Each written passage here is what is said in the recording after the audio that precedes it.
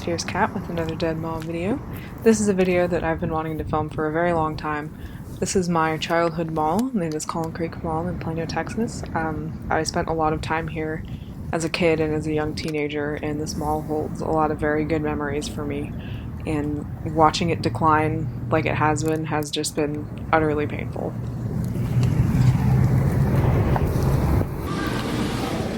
So I will not be putting any kind of music over this video because, as you will hear, this mall provides a lot of its own very good Dead Mall music. So Collin Creek opened up in 1981, and it was called Collin Creek because of a feature that they had called a creek walk. And basically what that was an artificial creek that ran through the mall, connected by a bunch of fountains. This is something I definitely remember from my childhood, even though it was on its way out as I was getting old enough to start remembering things like that.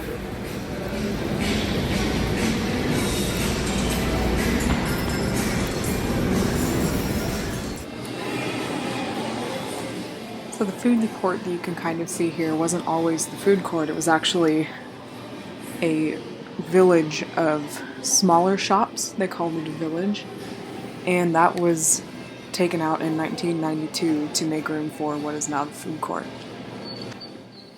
It was also at that time that they added the escalators that you will see here coming up.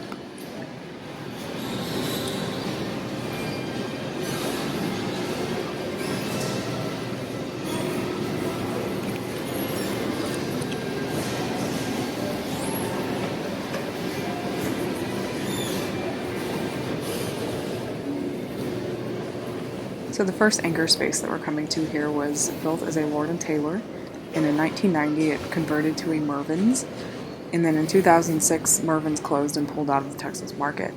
In 2008 it became what it is now, and that is an Amazing Jake's.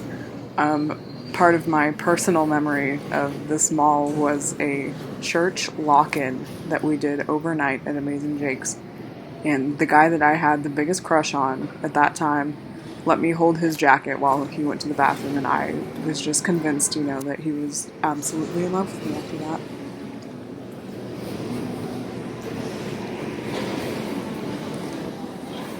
So coming up here, you can see more of the food court in the bottom floor there. I will actually insert a picture of what that view used to look like back in the 80s. I distinctly remember that all of the railings and stuff that you see were painted green, and the tile was kind of a dark brown square tile. And I think you'll be able to see that in the picture that I'm posting, but it is old, so it might not be very clear.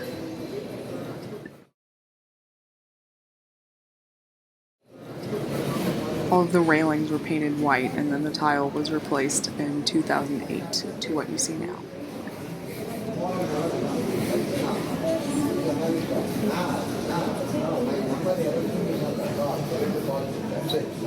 We made happen. My company, my venture point.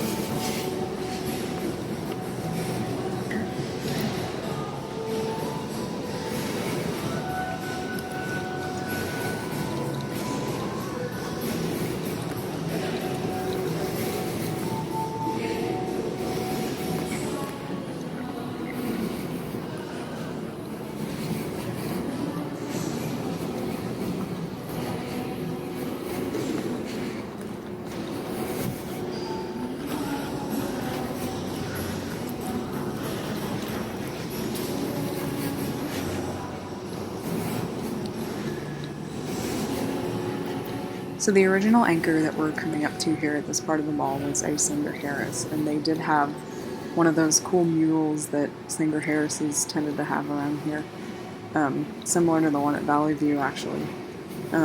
Singer Harris merged with Foley's in 1987, and then in 1988, the company was sold to May department stores. The store was renamed Macy's in 2006, and Macy's final day of business in this store was March 26th of 2017.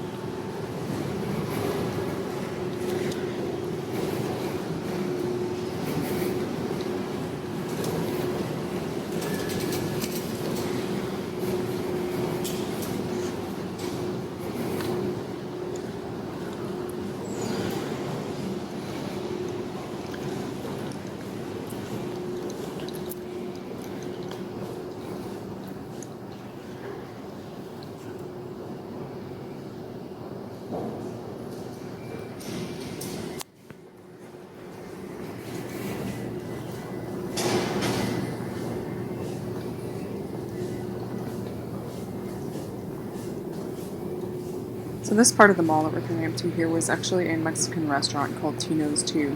That, as I recall, it was pretty good and a lot of people liked it a lot. The interesting thing about this, and it's hard to see because it was really dark, is that all the tables and chairs are still in there. The booth with the credit card logos is still in there. Everything is still in. So as I mentioned before, this was my childhood mall, and therefore I have a lot of memories of being in this mall. Me and my grandma used to come here a lot before she passed away, and this is actually where she taught me how to order my own food at a fast food restaurant when I was a really little kid. She taught me how to order my own Happy Meal at McDonald's. The other thing I remember about that McDonald's is that it was just covered in neon, and I thought that was the coolest thing. Another interesting neon part of this mall was a salon called Visible Changes, and it had been there essentially since the mall opened, and it was also just covered in neon. I also remember getting those little clamp-in hair feathers in your hair. That was a really big thing in the early 2000s. I would get those little hair feathers at the salon at this mall.